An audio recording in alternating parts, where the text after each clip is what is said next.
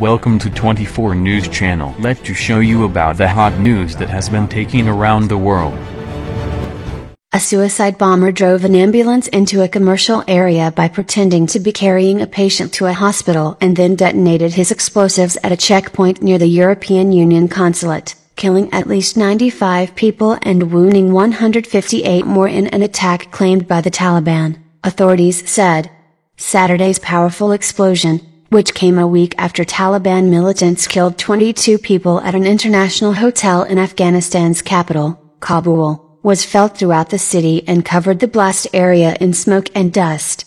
Dozens of vehicles were damaged or destroyed, and several shops, including some selling antiques and photography equipment, were decimated. Windows at the nearby Jamhuriyat Government Hospital were shattered, and its walls were damaged. People ran out to help, and ambulances arrived to transport dozens of wounded people to hospitals. The attacker used the ambulance to coast through one security checkpoint in central Kabul by telling police he was transporting a patient and then detonated his explosives at a second checkpoint, the Interior Ministry said. 4 suspects in the deadly bombing, which occurred near the European Union and Indian consulates, had been arrested and were being questioned, the ministry said, but it didn't elaborate. The majority of the dead in the attack are civilians, but of course we have military casualties as well, ministry spokesman Nazrat Rahimi said. A Taliban spokesman, Zabihullah Mujahid, claimed responsibility for the bombing, which sent thick, black smoke into the sky from a site near the government's former Interior Ministry building. It has been a month of relentless attacks across Afghanistan, with the Taliban and an Islamic State group affiliate making alternate claims of responsibility. The brutality and frequency of the attacks, including one in December at a Shiite cultural center, has shattered Afghanistan's usually quiet winter, when fighting normally slows down. UN Secretary-General Antonio Guterres quickly condemned Saturday's attack, saying through a spokesman that indiscriminate attacks against civilians can never be justified. U.S. Ambassador to Afghanistan John R. Bass called the attack senseless and cowardly.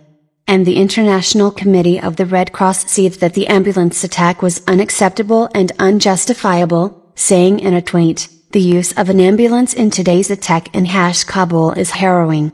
U.S. Secretary of State Rex Tillerson said the Taliban's use of an ambulance as a weapon to target civilians represents inhumane disregard for the people of Afghanistan, and is a violation of the most basic international norms. It was the second Taliban attack in a week on high-security targets in the city. Last weekend, 6 Taliban militants attacked Kabul's Intercontinental Hotel, leaving 22 people, including 14 foreigners, dead. About 150 guests fled the gun battle and fire sparked by the assault by climbing down bed sheets tied to balconies. The U.S. Department of State said American citizens were killed and injured in that attack. The hotel attack prompted the United States to repeat its demand that Pakistan expel Taliban members who have found sanctuary on its soil, with particular reference to the Haqqani network. On Wednesday, a U.S. drone slammed into Pakistani tribal territory that borders Afghanistan, killing 2 Haqqani commanders, said Pakistani officials, who deny providing organized camps for their safety. Pakistan says the Taliban crossed the porous border that separates the countries along with the estimated 1.5 million Afghan refugees still living in Pakistan. The recent attacks have infuriated Afghans, frustrated by the worsening security after 16 years of war. The Afghans have expressed their anger with neighbor Pakistan for harboring insurgents and with the U.S.-led coalition for its inability to suppress the insurgency. They also have blamed the deteriorating security situation on a deeply divided government embroiled in political feuding that has paralyzed parliament. After Saturday's attacks, Pakistan issued a statement that condemned the bombing, saying, "No cause or ends justify acts of terrorism against innocent people." Afghan security forces, whose competency has been uneven, have struggled to fight the Taliban since the US and NATO formally ended their combat mission in 2014.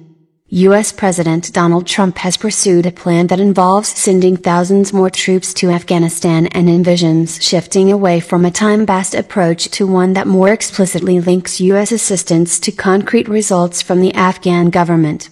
The Republican president's UN envoy, Nikki Haley, said after a recent visit to Afghanistan that his policy was working and that peace talks between the government and the Taliban are closer than ever before. Associated Press writer Kathy Gannon in Islamabad contributed to this report. Thanks for watching 24 News Channel.